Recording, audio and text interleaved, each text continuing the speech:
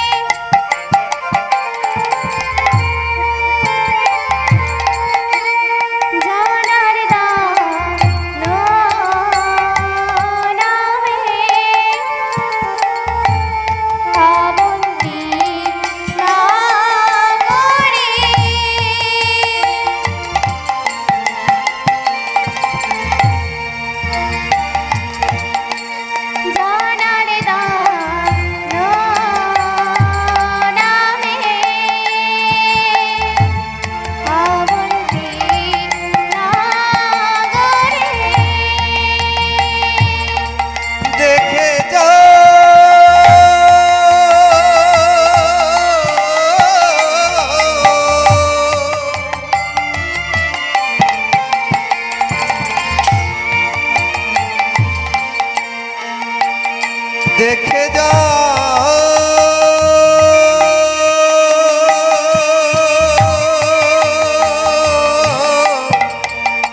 দেখে যা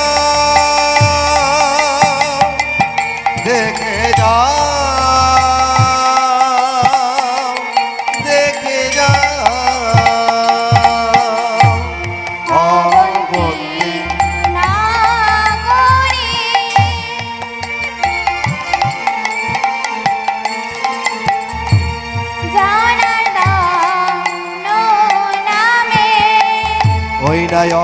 অবন্তী নগরে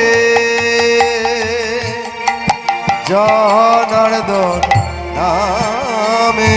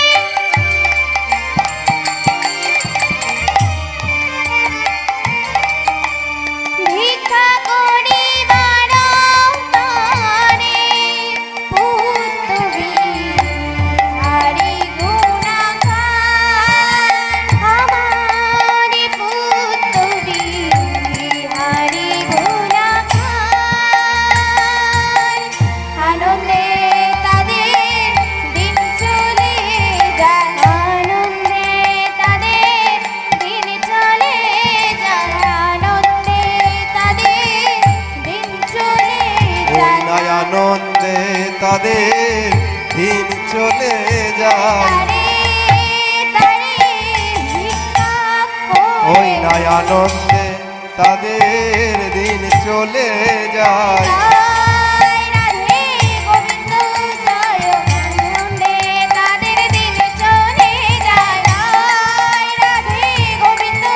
ওই নাই আনন্দে তাদের দিন চলে যায়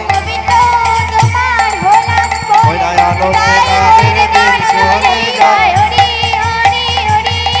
ওই না আনন্দে তাদের দিন চলে যায়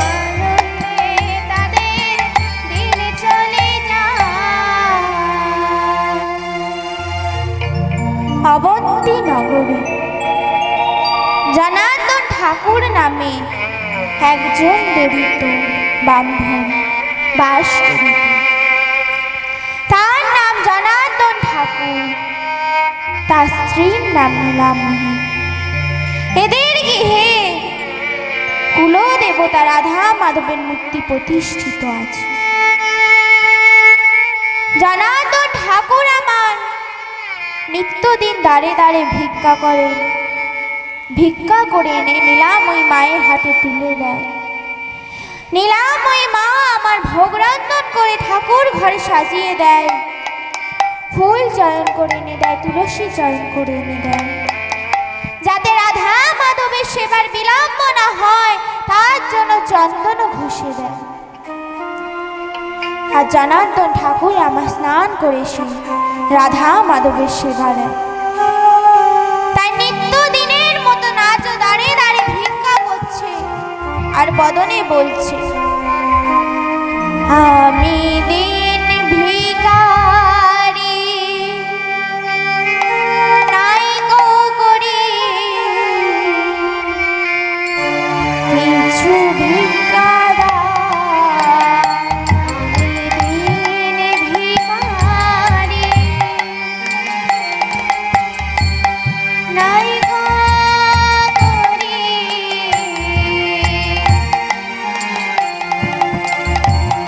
কিছু ভিক্ষা দাও, আমি দিন ভিখারি নাই গো করি কিছু ভিক্ষা দাও। আমি দিন ভিখারি নাইক করে কিছু ভিক্ষা দাও। রাধা মাধবের সেবা লাগি, রাধা মাধবের সেবার লাগি কিছু ভিক্ষা দাও, আমি দিন ভিখারি নাই গো করি কিছু ভিক্ষা দাও। আমি দিন ভিখারি নাইক করে কিছু ভিক্ষা দাও। দিন ভিখারি নাই গো করি কিছু ভিক্ষা দাও। ভিক্ষা করে নে জনার্দন ঠাকুর আমার।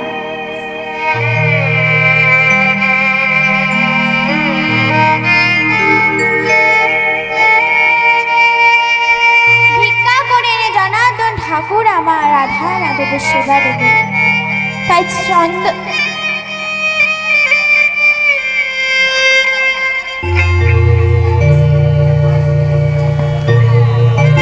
আপনারা এখন বসুন, আমাকে পরে দেবেন।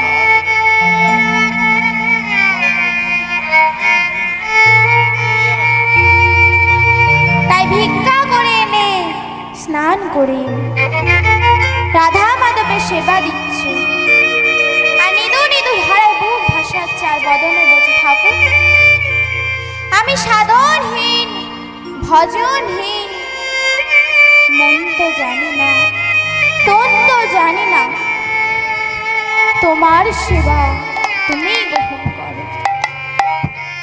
তাই নিদু নিদু ধারায় বুক ভাসাচ্ছে আর বদনে বলছে, প্রাণ রামন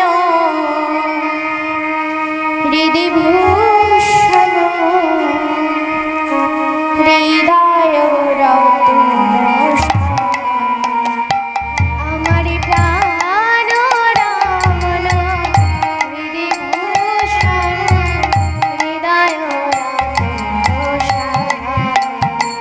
আমার প্রাণ রামন হৃদি ভূষণ হৃদয় রতন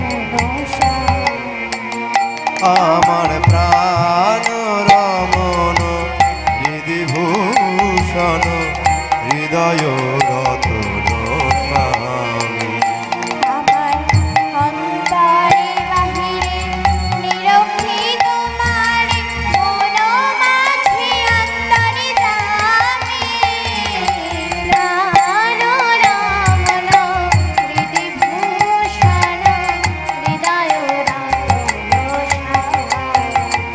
আমার প্রাণ রামন হৃদি ভূষণ হৃদয়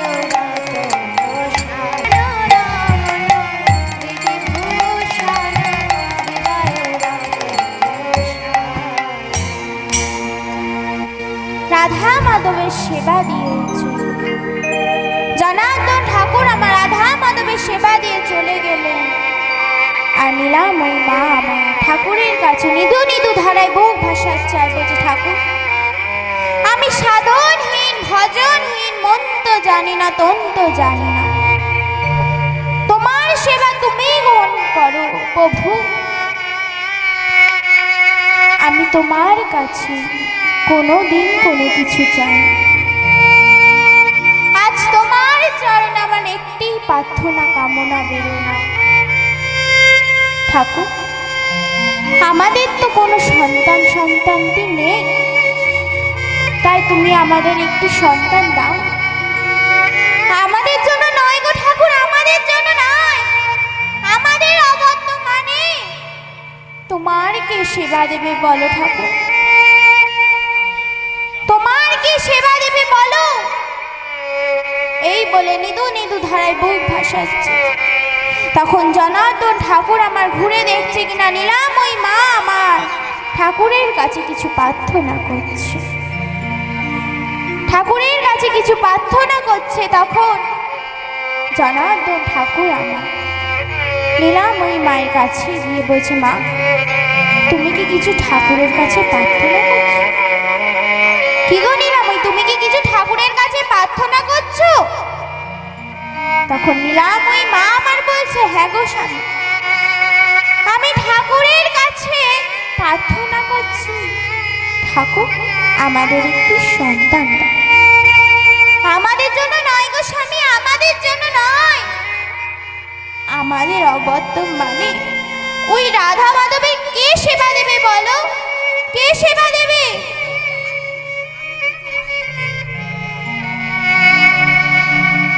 কে সেবা দেবে বলো? তখন জনার্দন ঠাকুর আমার রাগান্বিত হয়ে বললেন, ছি নীলাময়ী ছি, এ কথা তুমি বলতে পারলে ঠাকুরের কাছে? শোনো নীলাময়ী, তুমি ঠাকুরের কাছে চাইলে 1 টাকা, ঠাকুর দেবে বলে বসে আছে 2 টাকা। কোনোদিন কোনো কিছু চেয়েও না, চাইলে যে তোমারই কম পড়ে যাবে নীলাময়ী, তোমারই কম পড়ে যাবে। এই বলে রাধা মাধবের যে সেবা দিয়েছিল ওই চরণ থেকে একটি তুলসী পত্র এনে নীলাময়ী মায়ের হাতে দিল। নীলাময়ী মা আমার সেটিকে ভক্তি অনুসারে সেবা করিল। সেই দিন থেকে শুভ লক্ষণ দেখা দিল। দিনে দিনে দিন যায়, সেবা পূজার অত রয়, দিনে দিনে দিন হইল গত, নিষ্ঠা মনে সদা রয়। অন্য কিছু নাই চাই, বিধি দিলাম নিধি মনের মতো। তাই এক শুভ দিনে শুভক্ষণে শুভ পুণ্যতিথিতে নীলাময়ী কোলে এক সন্তান জন্ম নিল। ঠিক যেন আকাশের চাঁদ নীলাময়ীর কোলে নেমে এসেছে। নীলাময়ী মা আমার বলছে, ওই ওই তোরা কি আছিস দেখে যা, ওই তোরা কে আছিস দেখে যা, ওই তোরা কে আছিস দেখে যা, দেখ আমার পুত্র সন্তান হয়েছে। তা মা গো, সন্তান জন্মগ্রহণের পর মুখে কি দিতে হয়? কে? নিম পাতা, নিম পাতা দিতে হয়, মধু দিতে হয়। তাহলে নিম পাতা বলছো, মধু দিতে হয় তো। কিন্তু জনার্দন ঠাকুর আমার মুখে মধু দিল না, জনার্দন ঠাকুর আমার কানে মধু দিল। সে মধু জাতা মধু নয়, সে মধু হলো হরে কৃষ্ণ হরে কৃষ্ণ কৃষ্ণ কৃষ্ণ হরে হরে, হরে রাম হরে রাম রাম রাম হরে হরে, হরে কৃষ্ণ হরে কৃষ্ণ কৃষ্ণ কৃষ্ণ হরে হরে, হরে রাম রাম রাম হরে হরে, হরে কৃষ্ণ হরে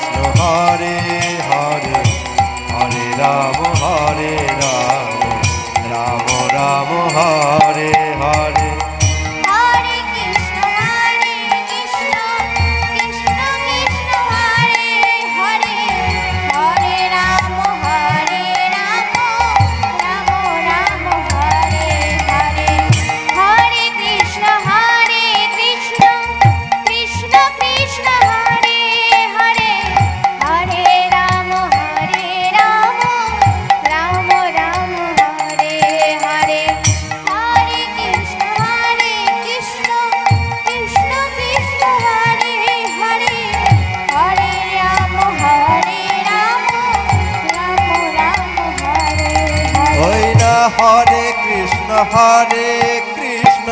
কৃষ্ণ কৃষ্ণ হরে হরে, হরে রাম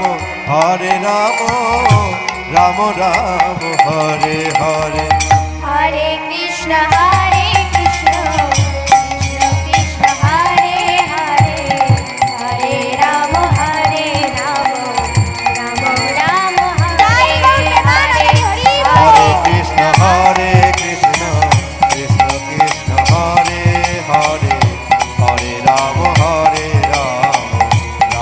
রাম হরে হরে। হরে কৃষ্ণ কৃষ্ণ কৃষ্ণ কৃষ্ণ হরে হরে, হরে রাম রাম রাম হরে হরে। শশীকলা চন্দ্রে নেয় সন্তানটির নাম রাখা হলো বিহারী। বিহারী আমার ধীরে ধীরে বড় হতে লাগলো। শুভ দিনে অন্নপ্রাশন হল। আচ্ছা মায়েরা, অন্নপ্রাশনকে সন্ধি বিচ্ছেদ করলে কি হবে? কি হবে? অন্নযুক্ত প্রাশ ইজিক্যাল টু অন্নপ্রাশন। অন্ন মানে ভাত নয়, অন্ন মানে যতক্ষণ পর্যন্ত কোনো বস্তু গোবিন্দের চরণে অর্পণ না করা হয় তাকে অন্ন বলা যাবে না। কারণ গ্রন্থে বলে পরম ব্রহ্মে আস্বাদনের পর যাহাটুকু অবশিষ্ট থাকে তাকেই বলে অন্ন।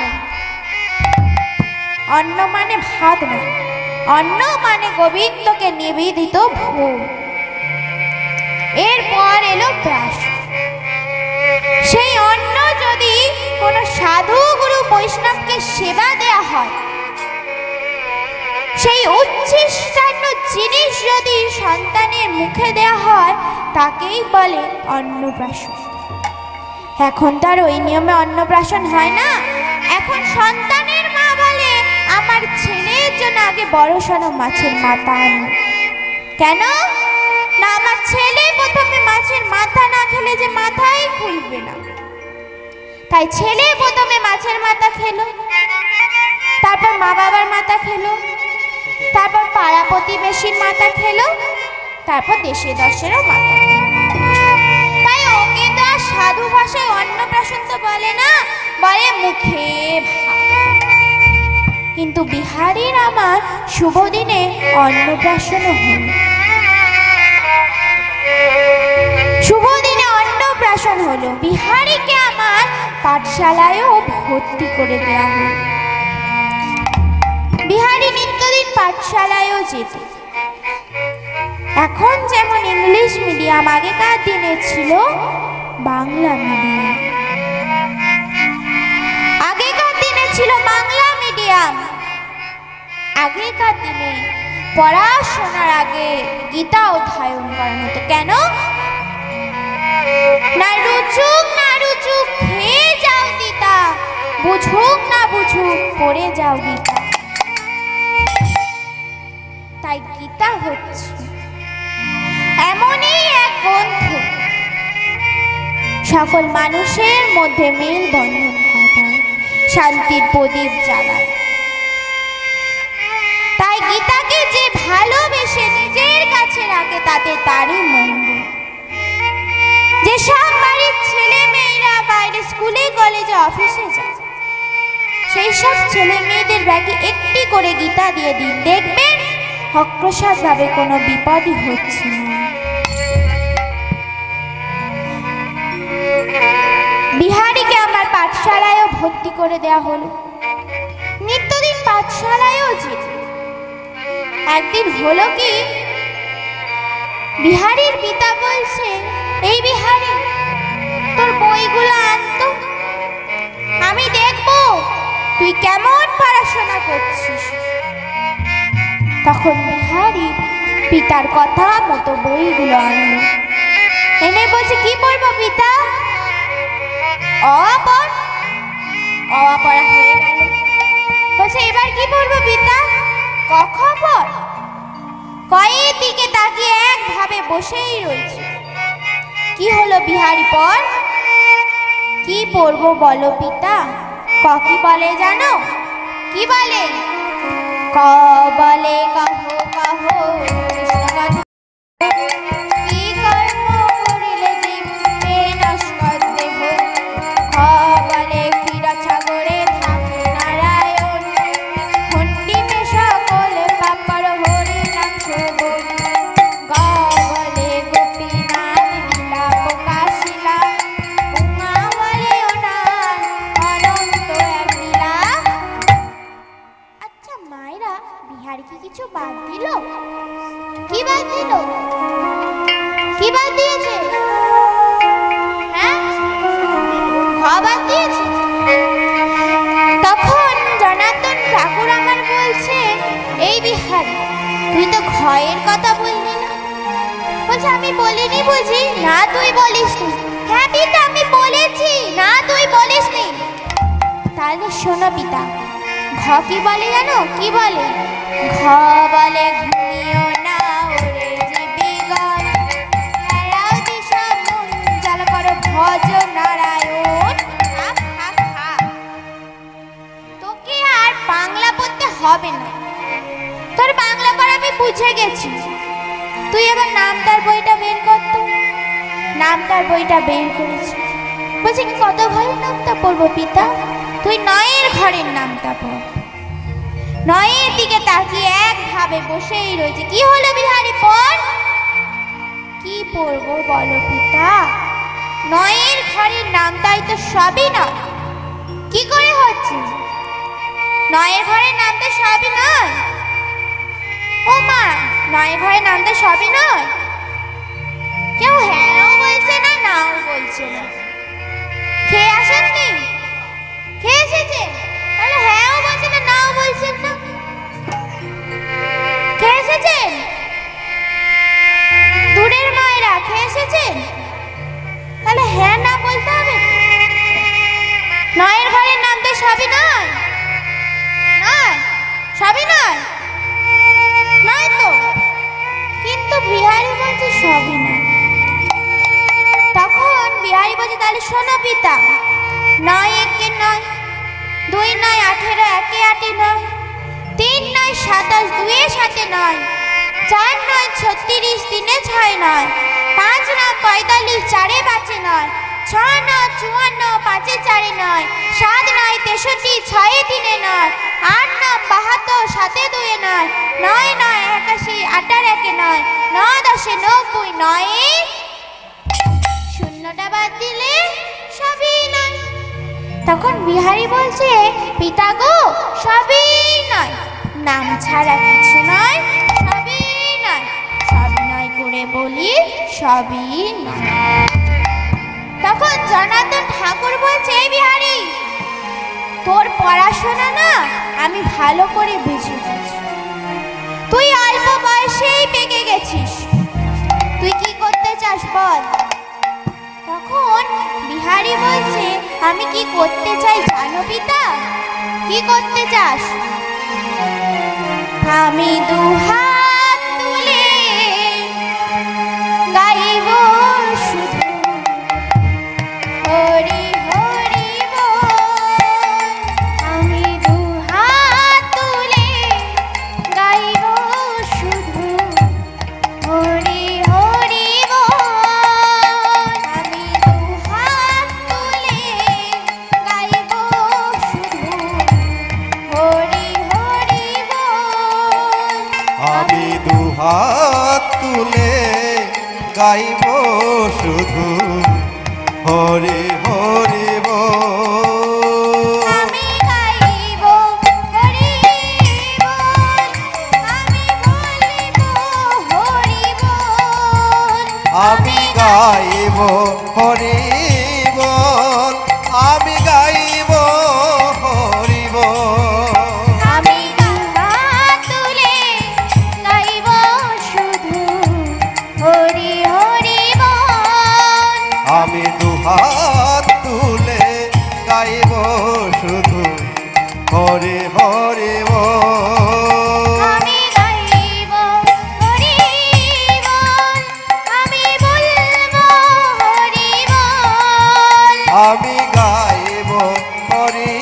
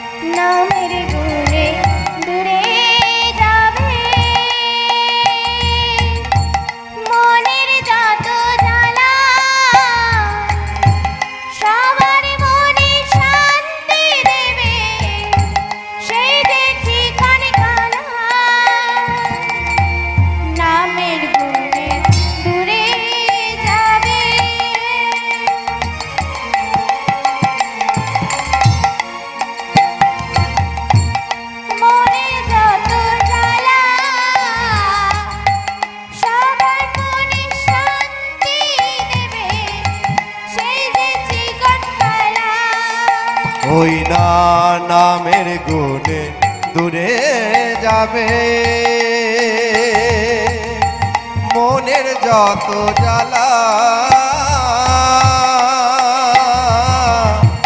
মনে যত শান্তি দেবে সেই যে চিকুন কালা আমি গাইব হরি বল, আমি বলবো হরি বল। আমি গাইব হরি হরি বল, বল। আমি বলবো হরি বল। আমি গাইব হরি বল আমি বলবো হরি বল আমি গাইব হরি বল, আমি বলবো হরি বল। আমি দুহাত তুলে গাইব শুধু হরি হরি বল। আমি দুহাত তুলে বলবো শুধু হরি হরি বল এই বলে বিহারীর যখন মাত্র 12 বছর বয়স হল, তখন তার পিতার হঠাৎ একদিন মৃত্যু হয়ে গেল। বিহারীর ওপর সব সংসারে দায়ী দায়িত্ব পড়ে গেল। বিহারী পিতার মতন নিত্য দিনের মতন দাঁড়িয়ে দাঁড়িয়ে ভিক্ষা করে, ভিক্ষা করে এনে মায়ের হাতে তুলে দেয়। মা আমার ভোগ রন্ধন করে ঠাকুর ঘরে সাজিয়ে দেয়, ফুল চয়ন করে এনে দেয়, তুলসী চয়ন করে এনে দেয়, যাতে রাধা মাধবের সেবার বিলম্ব না হয় তার জন্য চন্দন ঘষে দেয়। আর ছোট্ট বিহারী স্নান করে এসে রাধা মাধবের সেবা দেয়, আর নিদু নিদু ধারায় বুক ভাসাচ্ছে আর বদনে বলছে, মঙ্গলময় হরি ওগো নারায়ণ, দিবানিশি তোমারি করিব ভজন। মঙ্গলময় হরি ওগো নারায়ণ, দিবানিশি তোমারি করিব ভজন। মঙ্গলময় হরি ওগো নারায়ণ,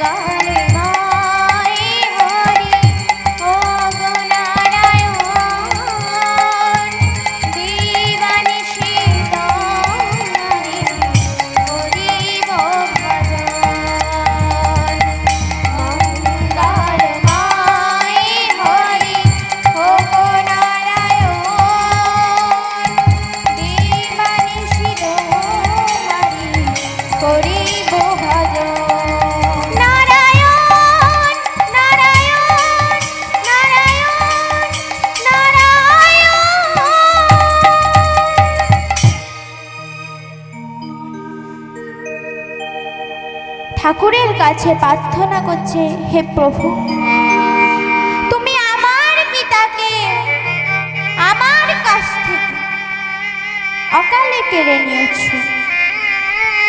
আমি কোনো প্রতিবাদ করিনি। আমার এই জগতে আমার মা ছাড়া কেউ নয়। তাই তুমি আমার মাকে আমার কাছ থেকে কেড়ে নিও না ঠাকুর। এই বলে প্রসাদ নিয়ে এসে মা আর ছেলেতে মনের আনন্দে সেবা করে। এইভাবে দিন অতিবাহিত হয়ে যায়। একদিন পাষাণী নিয়তি তার খেলা শুরু করলেন। তার মায়ের হঠাৎ একদিন মৃত্যু হয়ে গেল। বিহারী অঝোর কান্নায় ভেঙে পড়ল। মায়ের বুকে ঝাঁপিয়ে পড়ে ক্রন্দন করছে, মা, মাগো, তুমি একটিবার কথা বলো মা, তুমি একটিবার বিহারী বলে ডাকো মা, তুমি যা বলবে আমি তাই শুনবো মা, তুমি একটিবার বিহারী বলে ডাকো মা। মাগো, একটিবার কথা বলো মা, একটিবার বলো। মায়ের পক্ষে ক্রন্দন করতে করতে নয়ন পড়ে গেল রাধা মাধবের মন্দিরের দিকে। ধীরে ধীরে উঠে রাধা মাধবের চরণে আচার খেয়ে পড়ে বলছে, রাধা মাধব, এ কি তুমি করলে? আমি তোমার চরণে একটি প্রার্থনা কামনা জানিয়েছিলাম, তুমি তা রাখলে না। তুমি এত প্রাসান হৃদয়, বেশ, তুমি যে কালে আমার মাকে আমার কাছ থেকে কেড়ে নিয়েছ, শোনো ঠাকুর, এর শাস্তি তোমায় পেতেই হবে। আজ থেকে আমি আর তোমার মুখ দর্শন করবো না ঠাকুর। তুমি আমার সাথে কেন এরকম করলে বলো? আমি তো সারাটা জীবন তোমার চরণে তুলসী পত্র না দিয়ে আমি জলগ্রহণ করি। তবে যারা কৃষ্ণ নাম কৃষ্ণ ভজন করে তাদের দুঃখ কষ্ট বেশি, আর যারা অনাচার করে তাদের এত দুঃখ কষ্ট থাকে না। তবে এটা হয় কেন? সোনা দোকানে সোনা বিক্রয় করতে গেলে দোকানি সোনাটাকে পুড়িয়ে গলিয়ে খাতটা বাদ দিয়ে দেয়, আর আসল সোনাটাকে ক্রয় করে নেয়। তেমনি আমাদের এই দেহরূপী হলো সোনা। এই সোনাতে কত খাদযুক্ত রূপ ময়লা রয়েছে। এই রূপ ময়লাকেই তো দূর করার জন্য ভগবান দুঃখ কষ্ট দেয়। যে করে আমার স্বামী করি তার 6 পুত্র নাশ, তবুও সে যদি না ছাড়ে আমার পাশ, আমি দিই তার বনবাস। তবুও সে যদি না ছাড়ে আমার আশ, আমি হই তার দাসের অনুদাস। যে করে আমার আশ আমি করি তার 6 পুত্র নাশ। হে প্রভু, তোমার নাম করলে, তোমার ভজন করলে যদি 6 পুত্রকে বিনাশ করতে হয়, তোমার নাম করবে কে শুনি? এই 6 পুত্র হলো কাম, ক্রোধ, লোভ, মোহ, মদ, মাৎসর্য। এই 6 পুত্রকে ভগবান বিনাশ করে। তবুও সে যদি না ছাড়ে, আমার পাশ, আমি দিই তারে বনবাসে। প্রভু, কোন বন? সুন্দরবন। সবচেয়ে সুন্দর বন হচ্ছে শ্রী বৃন্দাবন। আমি তাকে বৃন্দাবনে বাস। তবুও সে যদি না ছাড়ে আমার আশ, আমি হই তারে দাসের অনুদাস।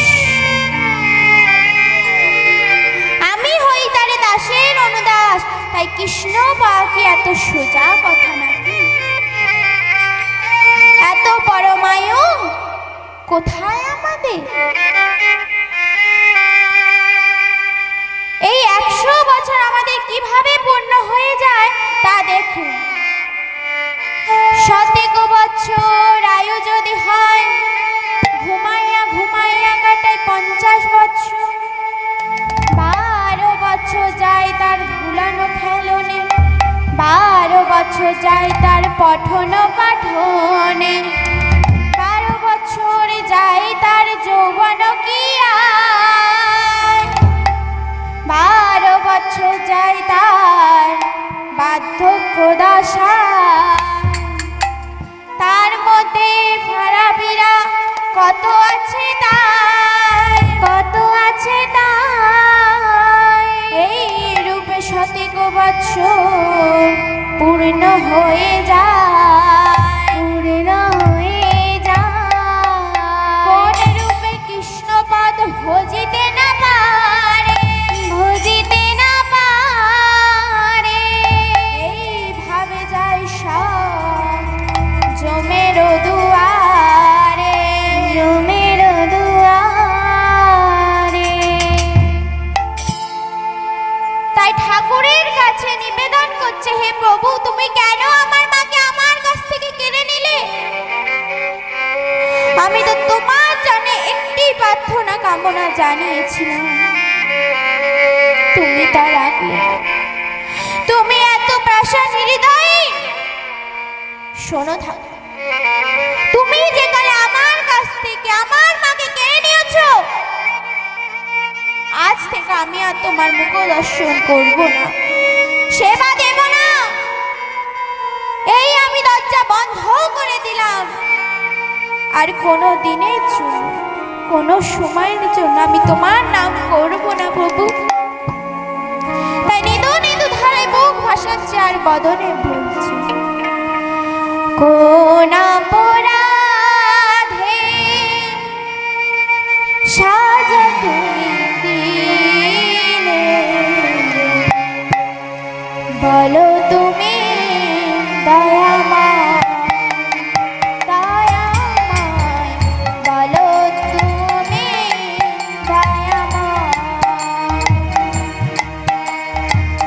কোন অপরাধে সাজা তুমি দিলে, বলো তুমি দয়াময়, দয়াময়, বলো তুমি দয়াময়।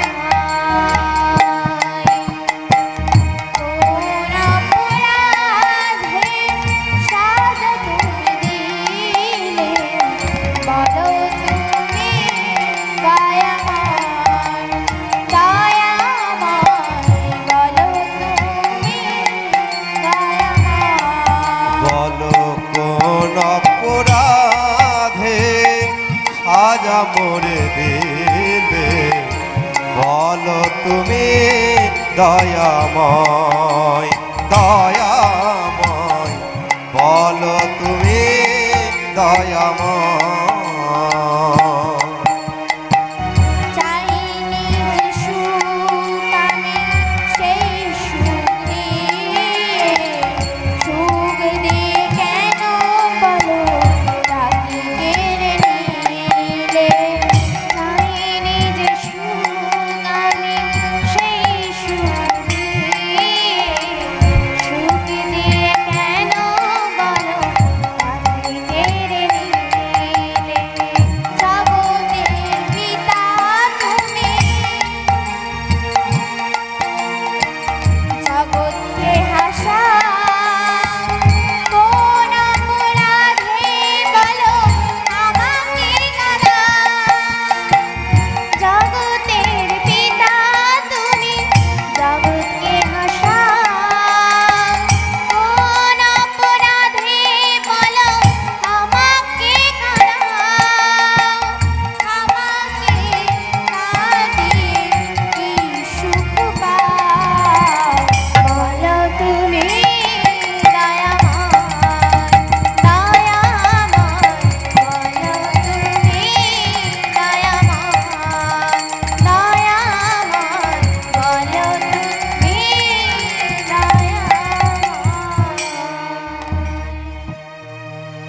এই বলে আবার মায়ের পক্ষে ঝাঁপিয়ে পড়ে ক্রন্দন করছে। মায়ের পক্ষে ঝাঁপিয়ে পড়ে ক্রন্দন করছে, তখন পাড়ার প্রতিবেশীরা আমার পাড়া থেকে চাঁদা তুলে বিহারীকে সাহায্য করল।